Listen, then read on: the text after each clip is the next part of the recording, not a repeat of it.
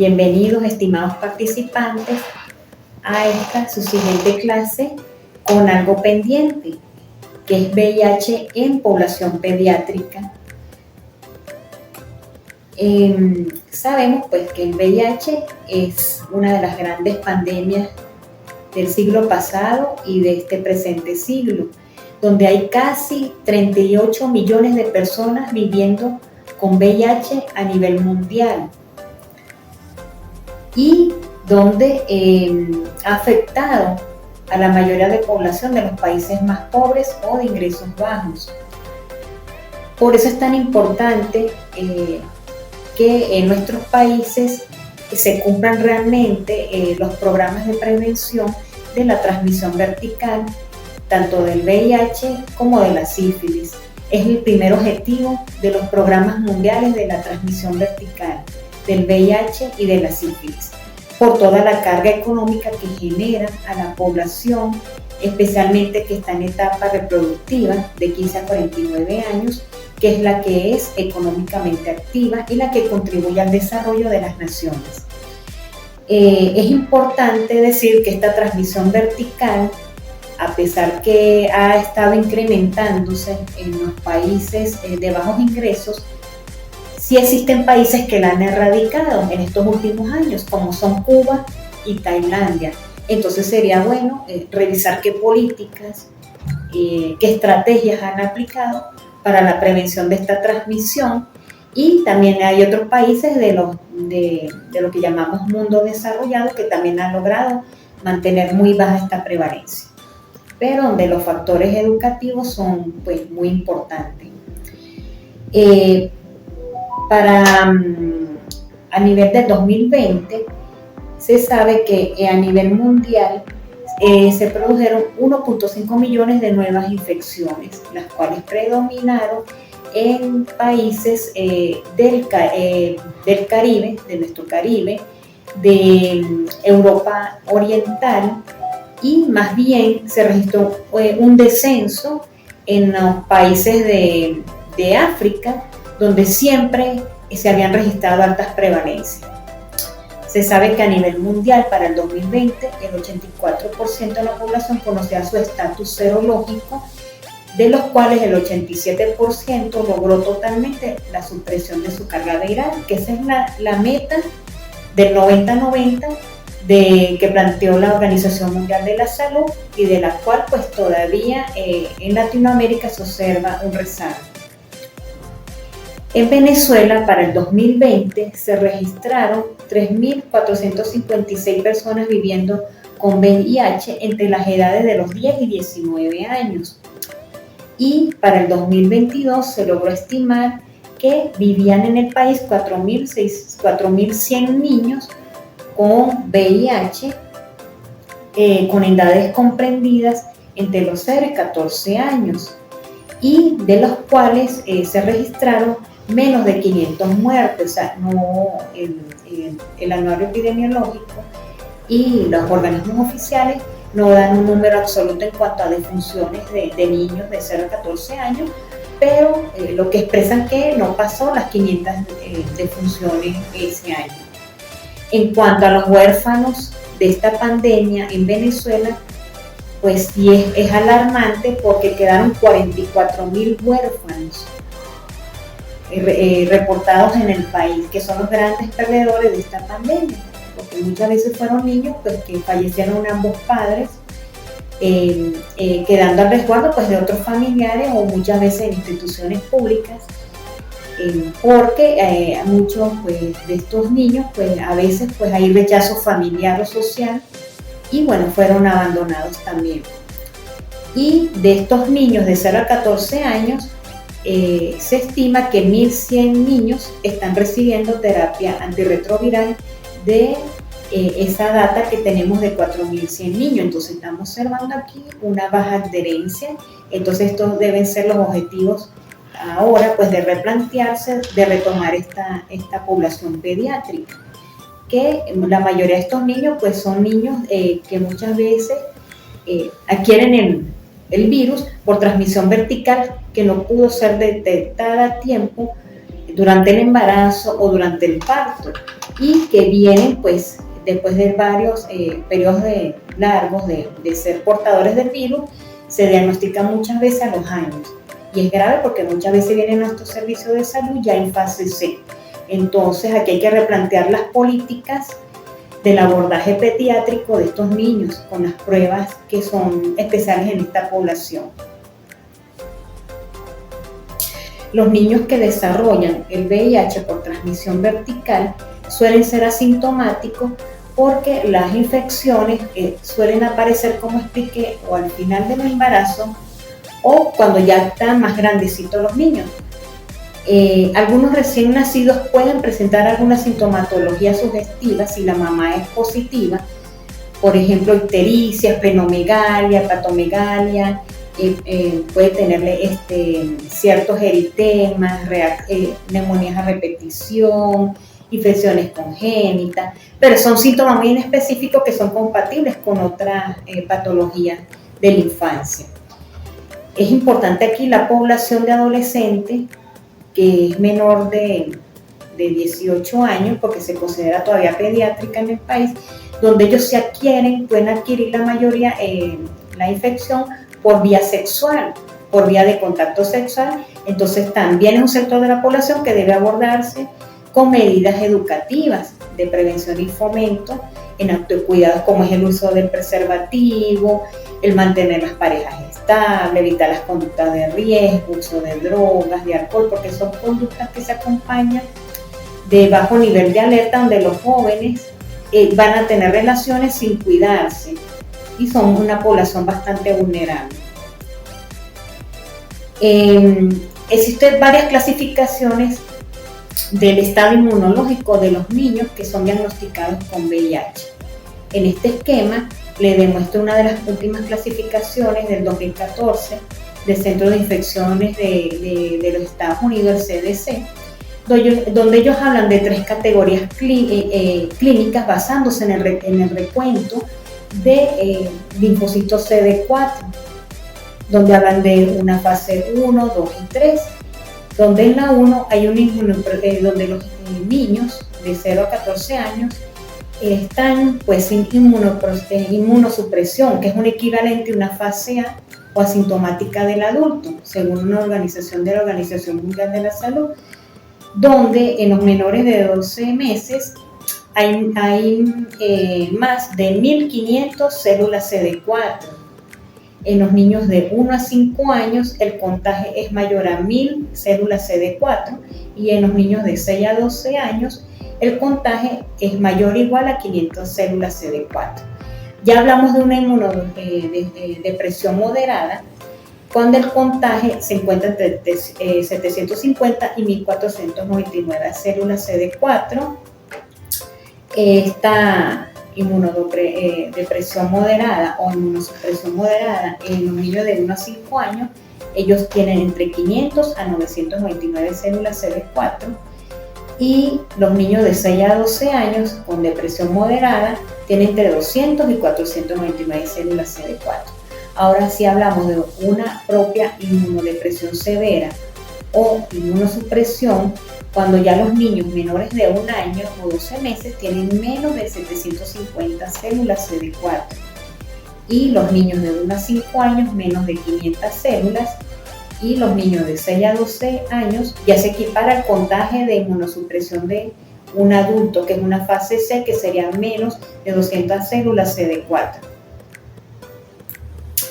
Hay varios algoritmos recomendados para el diagnóstico de los pediátricos puede ser hijos de madres positivas o donde se sospeche muchas veces un abuso o una exposición de riesgo, puede ser mediante una transfusión, porque hay que recordar que no todos los niños con VIH son producto de una transmisión vertical, también pueden ser el resultado de un abuso sexual agudo crónico, uso de drogas, estos adolescentes por ejemplo que usan drogas intravenosas o por contacto sexual o por transfusiones, que el riesgo es mínimo a nivel mundial, pero siempre hay riesgos residuales cuando no se cumplen los protocolos en banco de sangre, o porque los donantes muchas veces están en los periodos ventanas que no detectan las pruebas, no solamente para VIH, sino para las hepatitis virales, especialmente la hepatitis C.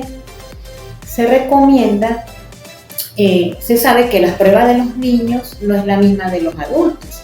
A los niños menores de 18 meses no debe pedírseles pruebas como las ELISAs, no debe pedirse las pruebas rápidas que se hacen para cribado en adultos. Se debe tomar cuando el niño nace entre las 48 y 72 horas. Se recomienda que se tome la primera muestra de VIH mediante la que llamamos prueba proviral de ADN, ¿okay? Que es una reacción de cadena polimerasa ADN, y debe tomarse de sangre periférica, no de cordón umbilical. Eso sería un error, porque ahí están los anticuerpos maternos y vamos a ver un falso positivo ahí. Ya cuando el bebé tiene 2 a 4 semanas, se debe tomar una segunda muestra, donde también se hace otro ADN viral. Se puede tomar una tercera muestra si el paciente tiene los recursos, porque muchas veces el sistema público no ofrece estas pruebas, son muy costosas. Y con esto lo digo todo. Debe hacerse también otra prueba, otro ProADN o una carga viral, que es para ARN. Y si estas dos están negativas, se repite, se vuelve a citar al niño cuando tiene los 18 meses, donde ahí sí podemos dar un diagnóstico confirmatorio de que el bebé, si ya la prueba de ADN proviral o carga viral o ARN que vamos a hacer en el niño sale negativo, ahí descartamos al niño y lo damos de alta en el servicio. Sin embargo, se le recomienda su control pediátrico como cualquier niño pues sano, control de niño sano. Tenemos aquí, les traigo el esquema que es recomendado por Sanidad en Venezuela desde hace 3 años.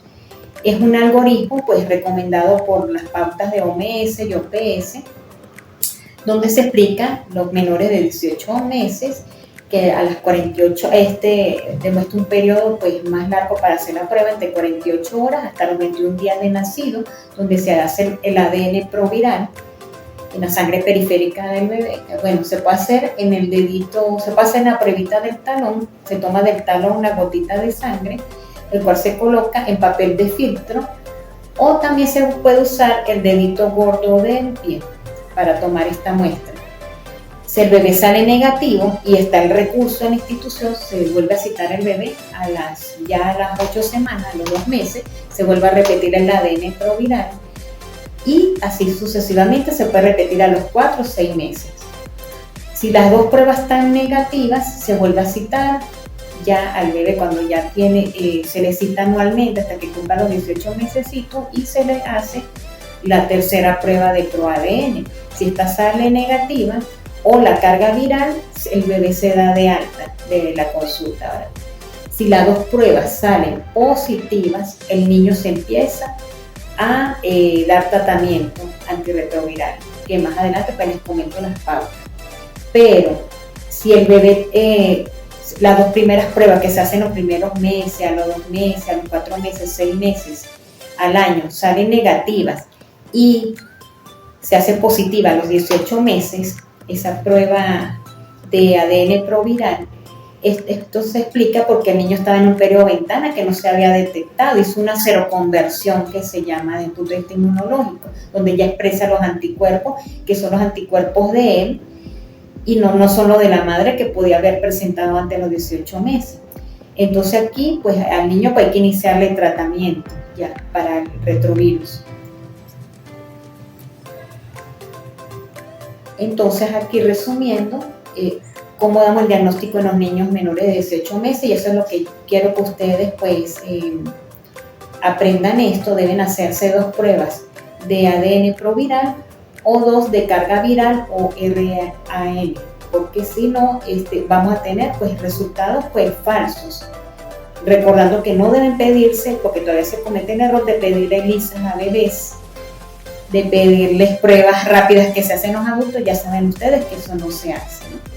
Y cuando damos ese diagnóstico totalmente definitivo a los 18 meses de edad, aquí podemos hacer pruebas también de cuarta. Aquí a partir de los 18 meses ya podemos pedir ELISA de cuarta o de quinta generación que estas son pruebas nuevas que ya gracias a Dios están en el país. Las de quinta van a detectar el antígeno P24 que detectaba el de cuarta con anticuerpo, que en este caso sería la inmunoglobulina G. En las de cuarta también se detecta anticuerpos y el antígeno P24. En cuanto a la terapia antirretroviral, que esto también genera dudas, porque hay bebés que si todavía no se tiene el diagnóstico se les pone en las primeras semanas de recién nacido.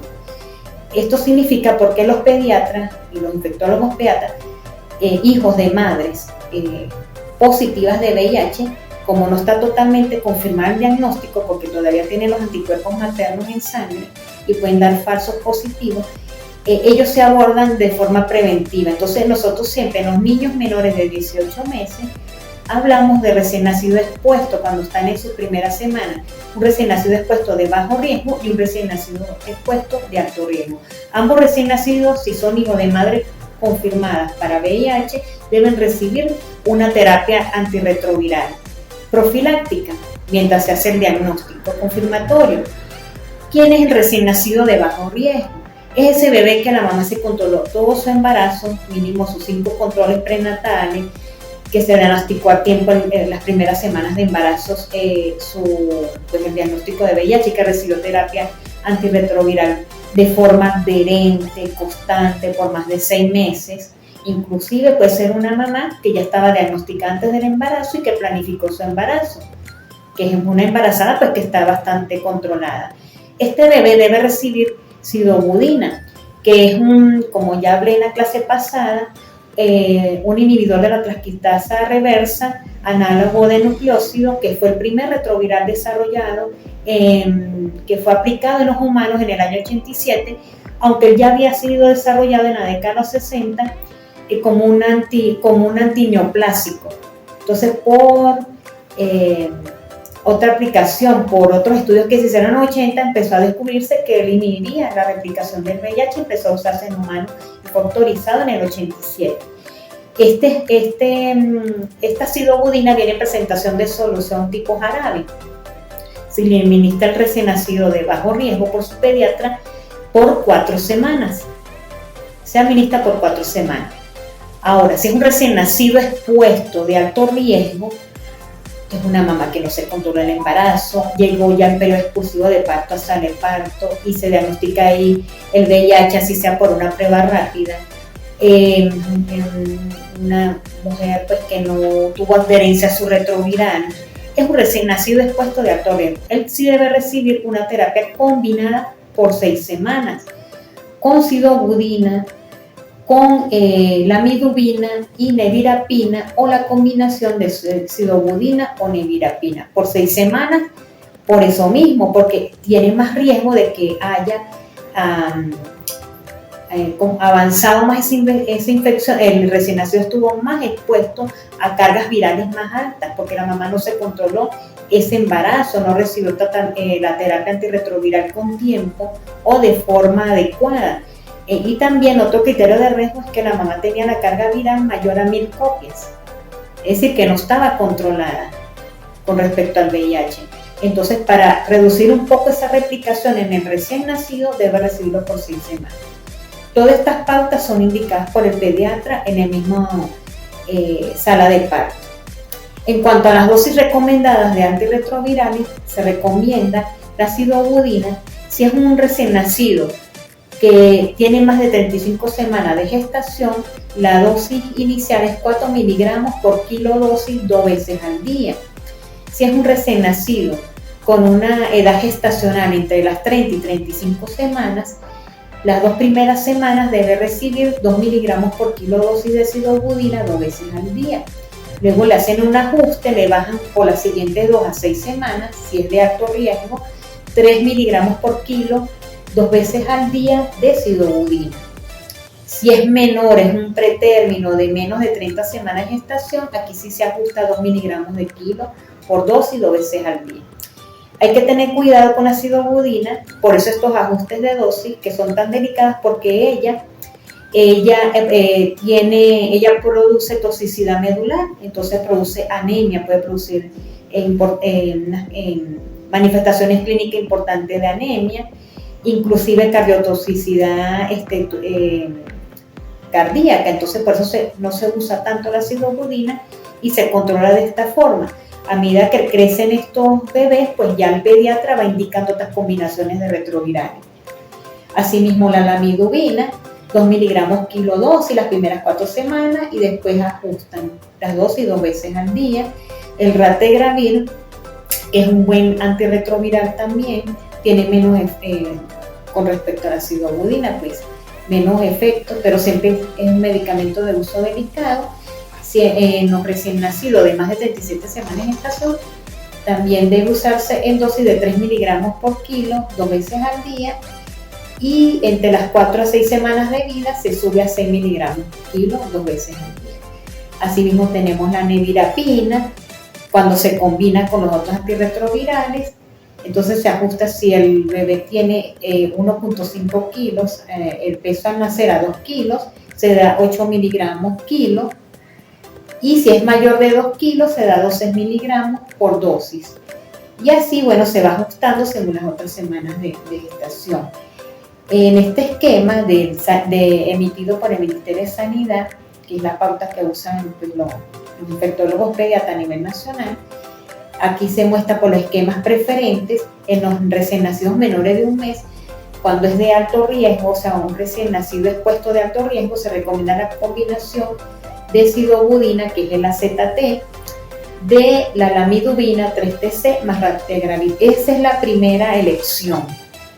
De un mes a 3 años, cuando ya es un niño, ya esto no es expuesto, sino que ya está diagnosticado, porque ya un niño mayor de 18 meses, pues ya está diagnosticado, es abacavir, lamidudina, dolutegravir, que es el mismo dolutegravir que usamos en los adultos, pero esta vez en suspensión, o tabletas dispersables de 10 miligramos, si es de 3 a 6 años.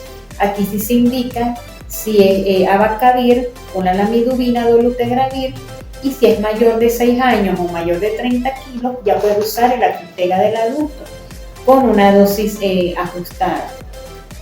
Entonces, bueno, esto es como una perlita en pediatría. Vean que es un tema muy complejo en el diagnóstico, es para que tengan idea de cómo se diagnostica, y que muchas veces el recién nacido hijo de madre positiva no podemos decir que es portador del virus hasta que tiene 18 meses, porque puede, a menos que tenga 2 pruebas positivas, como le expliqué, con el ADN proviral, donde ya el pediatra sí decide pues, mantener esa, ya no sería profilaxis que teníamos en las 4 o 6 semanas, sino ya él sigue con su tratamiento. Y hay que tener también en consideración que el abordaje de estos niños, de estos adolescentes, al igual que los adultos, requiere mucha consejería, especialmente la población pediátrica, porque no es fácil pues abordar el diagnóstico de estos niños tan pequeños, donde los psicólogos van a emplear muchos mecanismos adaptados a su edad para tratar de explicar mediante dibujos y todo ese lenguaje adecuado para esta población, para entender su infección, y también cómo estos niños y adolescentes van a convivir esto en sus hogares, en sus comunidades, en sus colegios, donde genera mucha ansiedad en los padres porque ese niño se cae, si se entera la maestra me lo van a discriminar. Todo esto es abordado por un equipo pues que afortunadamente pues conforma mucho de los equipos tratantes en VIH, y también tener en cuenta las etapas del ciclo vital y las características psicológicas, sobre todo los adolescentes, que también pues pueden entrar en una etapa de rebeldía, donde quieren dejar el retroviral, donde no aceptan el diagnóstico, empiezan los periodos de noviazgo. Entonces aquí como que hay que hacer un abordaje más intensivo, pero siempre explicándole, dándole esperanza que pueden llevar una vida normal, con calidad de vida, que pueden estudiar, trabajar, casarse, tener sus bebés negativos, pero siempre en compañía de su equipo médico tratante. Bueno, estimados participantes, los espero en la siguiente clase. Un placer compartir con ustedes.